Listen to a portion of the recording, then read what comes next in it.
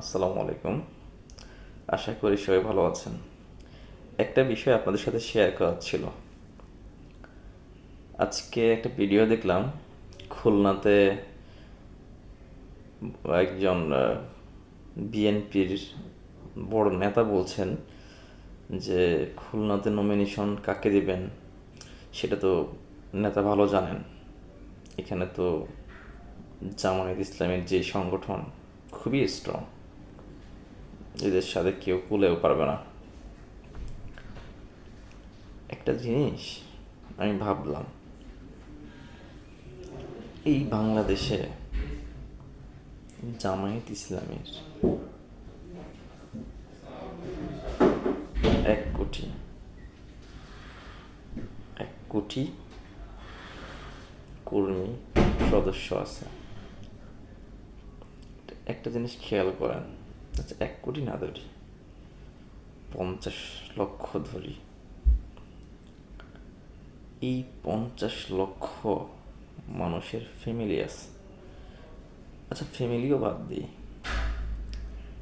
50 লক্ষ কর্মী যদি প্রতি মাসে 2জন মানুষকে ইসলামী দাওয়াত পৌঁছায়া দেয়, তাদেরকে ইসলামের পথে আনে, দিনের পথে আনে, তাহলে 2জন করে যদি হয় 1 মাসে অলমোস্ট 1 কোটি।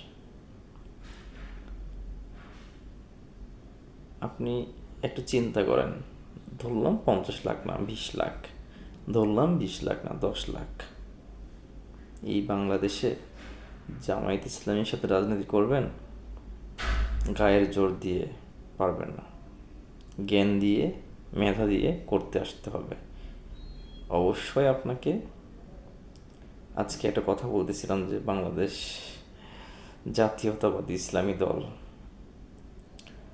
এটা আসলে ট্রল, এরা চাইলেও হতে পারবে না। বাংলাদেশ জামায়াত ইসলামী এই সংগঠন, এই সংগঠনের প্রতি তাদের ত্যাগ, রক্ত, কত পরিশ্রম, আজকে এই সময় এসে জামায়াতের আমির, ওনাকে মানুষ ক্ষমতা সম্মানের পদে ওনাকে বসায়, অথচ দেখেন বিএনপি কিংবা আওয়ামী লীগের মধ্যে নমিনেশন নিয়ে রাস্তায় মারামারি, খুনাখুনি, ট্রাক ব্রাঞ্চ জ্বালিয়ে দেওয়া হচ্ছে। সেম জায়গায় দেখেন জামায়াত ইসলামের আমির নির্বাচিত হয়েছেন 3য়বারের মতো, কোনো ঝামেলা নাই। দেশেও কোনো ঝামেলা হবে না ইনশাল্লাহ। আমরা জামায়াত ইসলাম